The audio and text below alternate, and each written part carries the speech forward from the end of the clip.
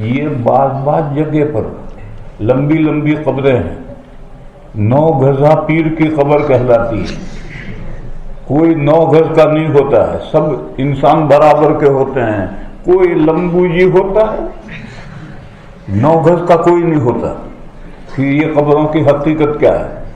ان کی حقیقت یہ ہے کہ یا تو وہاں جم ہوئی ہے اور سارے شہداء کو ایک قبر میں دفن کیا ہے، یا وہاں کوئی وبا آئی ہے اور اس میں بہت اموات ہوئی ہیں تو ان کو سب کو ایک قبر میں دفن کیا ہے۔ یوں لمبی قبر کھود دو،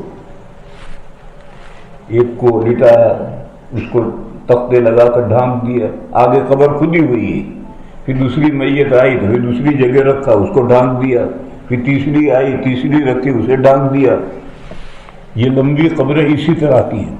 میرے محلے کے پاس میں ایسی ایک لمبی قبر ہے۔ یہ جب اس دارالعلوم کے پہلے صدر مدرس حضرت مولانا یعقوب صاحب نانوتوی قدس سرہ تھے، اس وقت دیوبند میں وبا آئی تھی اور ایک دن میں 500 جنازے اٹھتے تھے، اور اسی تعاون میں حضرت کا بھی انتقال ہوا ہے، لیکن یہاں نہیں ہوا، نانوتے میں ہوا، اور وہیں نانوتے سے جو سہارنپور روڈ جاتا ہے وہیں روڈ کے کنارے پر حضرت کی قبر۔ تو اس وقت کی یہ ساری اموات ایک ساتھ لمبی قبر کھود لی اور اس میں یک کے بعد دیگرے دفن کرتے گئے، اور جو لاش رکھی اس کو پاٹ دیا، اوپر تختے رکھ کر ڈانپ دیا۔ اسی طرح سے سہارنپور جاتے ہیں تو ایک لمبی قبر آتی ہے، وہ شہداء کی قبر ہے، وہاں کوئی جنگ ہوئی ہے، اس کے شہداء سے دفن کیے گئے۔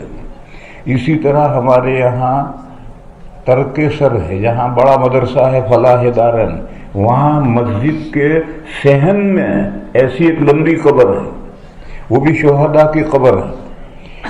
ترک سر یہ لفظ اصل میں ترک سر ہے، ترک سر، یہ ترکوں نے فتح کیا ہے وہاں، تو وہاں جو جنگ ہوئی ہے اس کے شہداء ہیں۔ یہ لمبی قبر کی حقیقت یہ ہے۔